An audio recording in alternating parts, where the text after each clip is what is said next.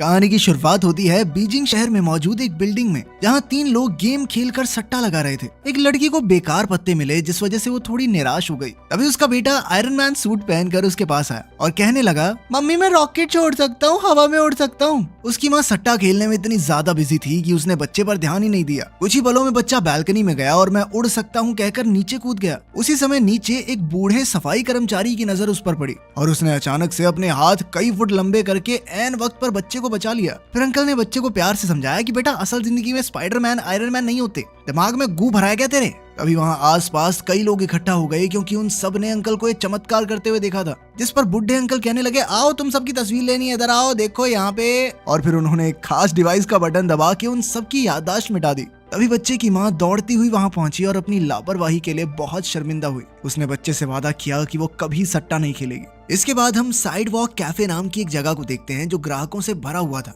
इतने समय तक कबाब का इंतजार करने की वजह से सभी कुक पर चिल्ला रहे थे। अब उस कुक से इतनी जोर जबरदस्ती बर्दाश्त नहीं हुई और उसने चुपके से काम जल्दी करने के लिए अपना हाथ ग्रिलर के नीचे रखकर अपनी हथेली पर ही आग जला दी, जिससे कबाब जल्दी जल्दी पकने लगे। इस आदमी का नाम था फायरमैन। फिर हम एक नाइट क्लब देखते हैं जहां बढ़िया पार्टी चल रही थी। एक लड़की पोल पर डांस दिखाकर सबको लुभा रही थी, तो एक ठरकी आदमी अपनी जीभ बाहर निकाल के लड़की के पास जा पहुंचा। वो जानबूझकर चिपक कर नाचने की कोशिश कर रहा था, तो लड़की ने चुपके से पोल को हाथ लगाया, जिससे पोल में बिजली दौड़ने लगी और उस आदमी को बिजली का जबरदस्त झटका लगा। तो जाहिर सी बात है इस लड़की का नाम है इलेक्ट्रिक गर्ल। इसके बाद हम सुपर हीरोज की टीम के एक और मेंबर को देखते हैं जो एक आम से सिक्योरिटी गार्ड के भेस में था। एक लड़की की गाड़ी गड्ढे में फंस गई तो उसने इधर उधर देखकर अपना हाथ गाड़ी पर रखा और अचानक वो लोहे में बदल गया। फिर उसने बड़ी आसानी से गाड़ी को पीछे से उठाकर गड्ढे से बाहर निकाल दिया। इस सुपर हीरो का नाम है आयरन आर्म। इसके बाद इन तीनों हीरोज को उनके लीडर फेरो का फोन आया। उसने कहा कि उसे खबर मिली है कि कुछ चोर आज म्यूजियम के पास चोरी करने वाले हैं।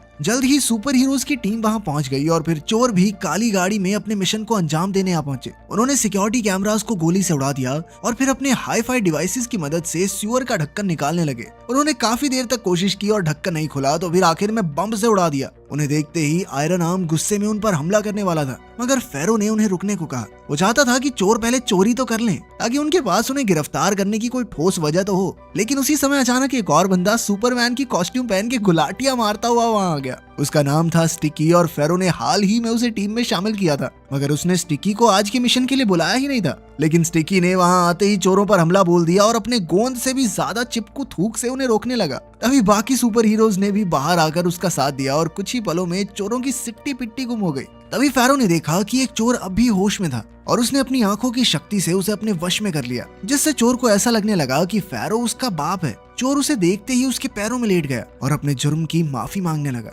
उसने बताया कि वो ये सीवर का ढक्कन इसलिए चुरा रहे थे ताकि एक बहुत अमीर बिजनेसमैन को बेच सके। उस आदमी को टैंक्स की सुरक्षा के लिए मजबूत लोहे की जरूरत थी और चाइनीज सीवर के ढक्कन तो ऐसे होते हैं कि गोलियां भी आर पार नहीं होती उनके। खैर ये सुनने के बाद फेरो ने अपने डिवाइस से सभी चोरों की याददाश्त मिटा दी। अब स्टिकी सोच रहा था कि उसकी बहादुरी के लिए फेरो उसकी तारीफ करेगा, लेकिन फेरो ने तो उसे डांटना शुरू कर दिया क्योंकि वो बिना बताए इस प्लान में घुस गया था और उसकी वजह से सब कुछ चौपट हो सकता था। इसके बाद फेरो को कमिश्नर का फोन आया। कमिश्नर ने मिशन पूरा करने के लिए फेरो का धन्यवाद किया क्योंकि आज उसकी वजह से सीवर का ढक्कन चुराने वाली गैंग का पर्दाफाश हो पाया है। आखिरकार मिशन पूरा होने के बाद फेरो ने अपने नए सुपर हीरो स्टिकी को अपने ऑफिस में बुलाकर बाकी सबसे मिलवाया। फेरो ने सबको बताया कि बचपन में फेविकोल पी गया था ये, जिसके बाद उसके शरीर में अजीबोगरीब रिएक्शन होने लगे और फिर बड़ा होकर उसका पसीना, थूक और पेशाब सब कुछ चिपकू हो गया। इसके बाद स्टिकी ने सबके सामने अपनी शक्तियों की नुमाइश की और उसे लग रहा था कि वो सबसे बेहतर है। लेकिन जैसे ही वो आयरन आर्म के सामने पहुंचा तो आयरन आर्म ने उसे अपनी असली जगह दिखा दी।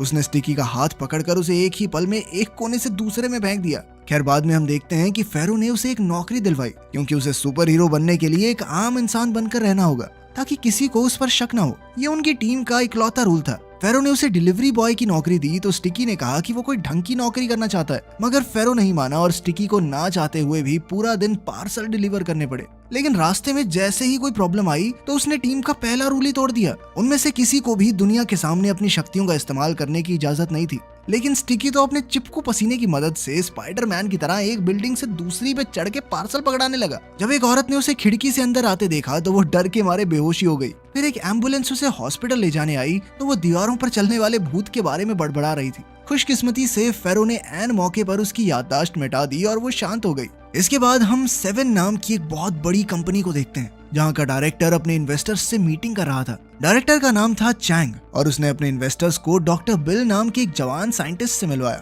डॉक्टर बिल ने एक खास किस्म के क्लोनिंग कंपाउंड का आविष्कार किया था। बिल ने अपने इन्वेस्टर्स को आविष्कार के बारे में बताते हुए कहा कि उसकी टेक्निक से आप कुछ ही पलों में किसी भी चीज का क्लोन बना सकते हैं। फिर उसने इसका नमूना दिखाते हुए एक संतरे में इंजेक्शन लगाया और वो अपने आप बड़ा होने लगा। कुछ ही पलों में एक संतरे से 2 संतरे बन गए, जिसे देखकर सभी इंप्रेस हो गए, यहाँ तक कि दोनों संतरों का स्वाद भी बिल्कुल वैसा ही था। तब इन्वेस्टर्स ने खुश होकर डायरेक्टर से वादा किया कि वो इस प्रोजेक्ट में पैसा जरूर लगाएंगे। इस बात से चैंग बेहद खुश था और उसने बिल से कहा कि जल्द ही वो साइंस मैगजीन के कवर पर होगा। वहीं दूसरी ओर हम देखते हैं कि फेरो स्टिकी की क्लास लगा रहा था कि उसने सबके सामने अपनी शक्तियों का इस्तेमाल कैसे किया। और फिर स्टिकी कहने लगा कि डिलीवरी बॉय की नौकरी में सारा टाइम थोड़ी लगा दूंगा अपना, लोगों की जान भी तो बचानी है सर बाद में। वो एक सुपर हीरो है, उसे देश में हो रहे जुर्म को रोकना चाहिए। उसी समय एक प्यारी सी लड़की ने उसे पीछे से बुलाया। उसे लगा वो एक कुरियर वाला है, इसीलिए उसने स्टिकी को उसके घर जाकर सामान पैक करने में उसकी मदद करने को कहा। स्टिकी तो उसे देखते ही लट्टू हो गया और चुपचाप लड़की के पीछे उसके घर आ गया। लड़की ने उसे काम समझाया और फिर अपने फोन पर लाइव स्ट्रीमिंग करने लग गई। तब पता चला कि उस लड़की का नाम जाओ है, जो कि एक काफी मशहूर व्लॉगर है। खैर फिर स्टिकी बाथरूम में हल्का हो रहा था तो अचानक उसकी नजर एक कॉकरोच पर पड़ी और वो बुरी तरह डर गया। इसी वजह से उसका चिपकू पेशाब सारे फर्श पर बिखर गया और साथ ही उसके हाथों पर भी लग गया। इधर उसके पैर भी जमीन से चिपके हुए थे, तो उन्हें निकालने के चक्कर में जैसे ही वो नीचे गिरने लगा तो उसने वहाँ सूख रहे लड़की के अंडरगारमेंट्स पकड़ लिए। जब जाओ को बाथरूम से आवाजें आई तो वो वहाँ पहुंची।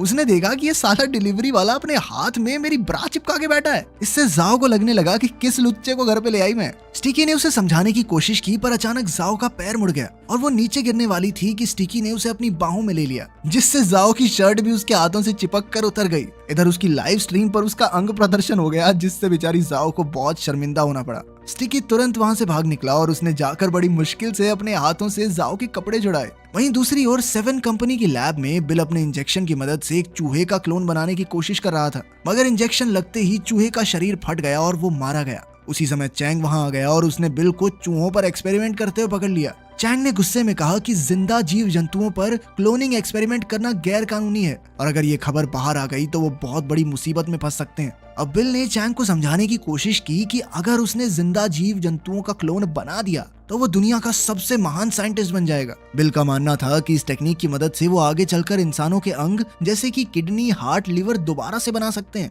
जिससे पूरी दुनिया का बहुत भला होगा। अगर चैंग ने उसकी एक नहीं सुनी और ऐसे एक्सपेरिमेंट बंद करने को कहा। अब बेचारे बिल के पास कोई दूसरा चारा नहीं था, इसीलिए वो रुक गया। इसके बाद हम देखते हैं कि स्टिकी फेरो के पास गया और कहा कि उसके शरीर में कोई अजीबोगरीब बदलाव आ रहा है, क्योंकि आज से पहले वो अपने ही चिपकू पेशाब की वजह से किसी से चिपका नहीं था। तब फेरो ने उसे एक बिस्तर पर बांध दिया और फिर समझाया कि ये उसके स्ट्रेस की वजह से हुआ है। जब उसका एड्रेनलिन बहुत बढ़ जाता है तो वो अपनी शक्तियों पर काबू नहीं कर पाता। फेरो ने कहा कि बस मैं तुम्हारे शरीर पे छोटा सा कट लगाऊंगा और सब ठीक हो जाएगा। स्टिकी एक बार को मान भी जाता, पर फिर उसने देखा कि फेरो का इशारा उसके हथियार की तरफ था और वो डर के मारे चिल्लाने लगा, साले बुड्ढे कहाँ पे कट लगाएगा तू। खैर फेरो ने समझाया कि नहीं वैसा कुछ नहीं है बेटा, हाथ पे हथेली पे कट लगाऊंगा मैं। खैर सर्जरी के बाद स्टिकी के हाथ बिल्कुल पहले जैसे हो गए और अब उसने अपने लिए एक नया सुपर सूट बनाया और अपनी शक्तियों को काबू करना सीखा। इसके बाद वो फिर से डिलीवरी बॉय की नौकरी पर जाने लगा और फिर वो एक कुरियर लेकर जाओ के घर पहुंचा, लेकिन उसे देखते ही जाओ को फिर गुस्सा आ गया। तब स्टिकी ने जाओ को शांत करते हुए उसके अंडरगारमेंट्स लौटा दिए और कहा कि उसने इन्हें अच्छे से धो दिया है। लेकिन फिर जब जाओ ने बक्सा खुला तो उसमें एक नंगे आदमी का पुतला था, जिसे देखकर वो आग बबूला हो गई। वो स्टिकी को पीटने लग गई कि नहीं सुधरेगा तो लुच्चे, बताऊं तुझे। पर तभी उसका पड़ोसी बाहर आया और जाओ के हाथ से वो पुतला ले लिया। पता चला कि एड्रेस में गलती हो गई थी, क्योंकि असल में ये पार्सल पड़ोसी का था। ये सारी गड़बड़ सुलझाने के बाद स्टिकी ने जाओ से कहा कि पिछली बार भी तुमने मुझे गलत समझ लिया था। खैर अब जाओ भी समझ गई थी कि स्टिकी कोई बुरा इंसान नहीं है। तभी जाओ को फोन आया और वो स्टिकी को वहीं छोड़कर बाहर भाग निकली, जहाँ उसके पिता उसका इंतजार कर रहे थे। उसके पिता कोई और नहीं बल्कि 7 कंपनी के डायरेक्टर चैंग ही थे। ये देखकर स्टिकी काफी खुश हो गया कि पसंदीदा औरत सिर्फ खूबसूरत ही नहीं, अमीर भी है। वहीं दूसरी ओर बिल अब भी चूहों पर एक्सपेरिमेंट्स कर रहा था। उसने अपने साथ काम करने वालों को भी अपनी तरफ कर लिया था, जिसके बाद उन्होंने बिल के एक्सपेरिमेंट्स को राज रखने का वादा किया।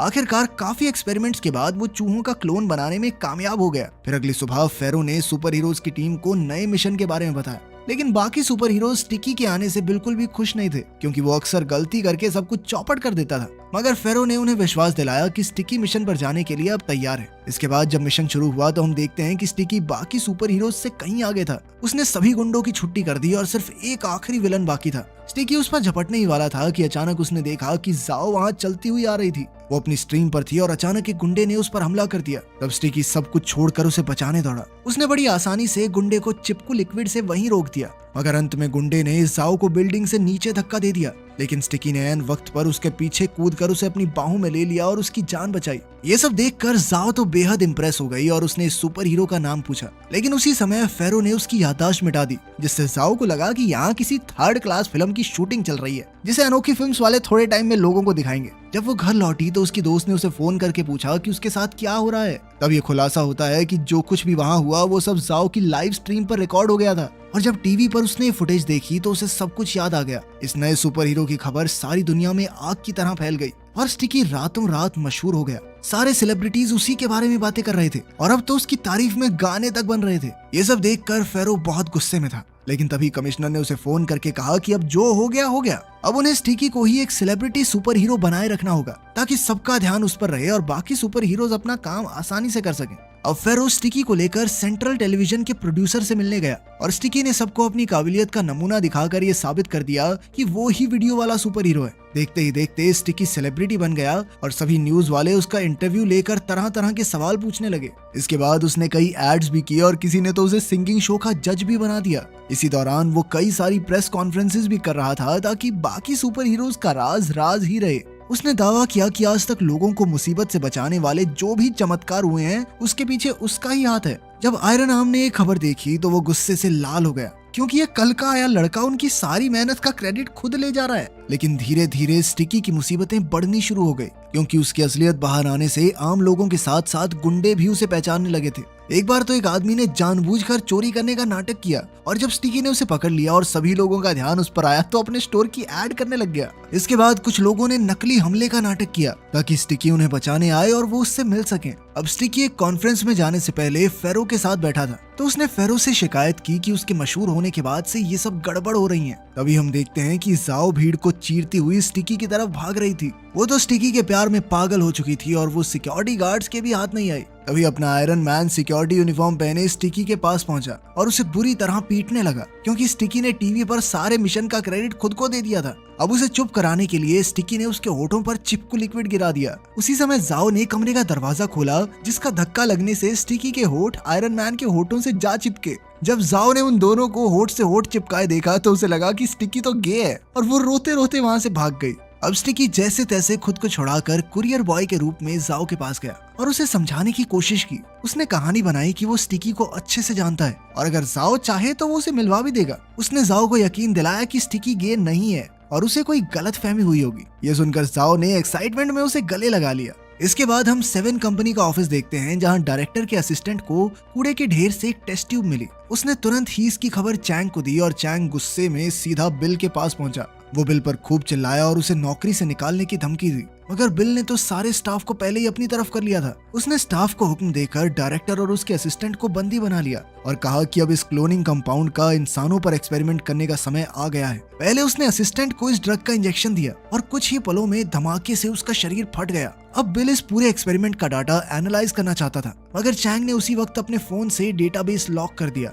तब बिल ने अपने गुंडों को हुक्म देकर चैंग की बेटी जाओ को पकड़कर लाने को कहा। वहीं दूसरी ओर स्टिकी एक छत से दूसरी छत पर खुशी से कूदता हुआ जाओ से मिलने जा रहा था। उधर जाओ भी उससे मिलने को बेकरार थी। जैसे ही घंटी बजी तो उसने भाग का दरवाजा खोला, मगर वहां स्टिकी नहीं बिल के गुंडे थे और वो जबरदस्ती जाओ को उठा कर ले गए। कुछ ही मिनटों बाद स्टिकी वहां पहुंचा तो उसने देखा कि घर का सारा सामान बिखरा हुआ था, तो वो समझ गया कि जरूर कुछ ना कुछ तो बुरा हुआ है। उसने तुरंत फेरो को खबर की और फेरो ने सभी टीम मेंबर्स को मिशन पर जाने को कहा, मगर आयरन आर्म अब भी उससे गुस्सा था और वो स्टिकी की मदद किसी भी हालत में नहीं करना चाहता था। मगर फेरो ने उसे जैसे तैसे चलने के लिए मना लिया। इसके बाद फेरो ने जाओ का फोन ट्रैक किया और फिर स्टिकी ने बताया कि जाओ को कहां पर बंदी बनाकर रखा गया है। उधर लैब में बिल जाओ को इंजेक्शन लगाने की धमकी दे रहा था ताकि चैंग उसे पासवर्ड बता दे। चैंग को अपनी बेटी की जान प्यारी थी, इसीलिए उसने ना चाहते हुए भी पासवर्ड बता दिया। अब बिल जो चाहता था उसे मिल गया था, पर फिर भी वो जाओ को इंजेक्शन लगाने के लिए आगे बढ़ा। क्योंकि वो सभी चश्मदीद गवाहों को मिटाना चाहता था। लेकिन उसी वक्त स्टिकी वहां आ पहुंचा और लड़ाई शुरू हो गई। बाकी सुपर हीरोज भी पहुंचे और उन सब ने मिलकर बिल के सारे आदमियों को खत्म कर दिया। बिल खुद भागने को कामयाब हो गया, लेकिन सड़क पर अपने आयरन मैन ने उसकी खूब पिटाई की। लेकिन मौका देखकर बिल ने उसे क्लोनिंग कंपाउंड का इंजेक्शन लगा दिया।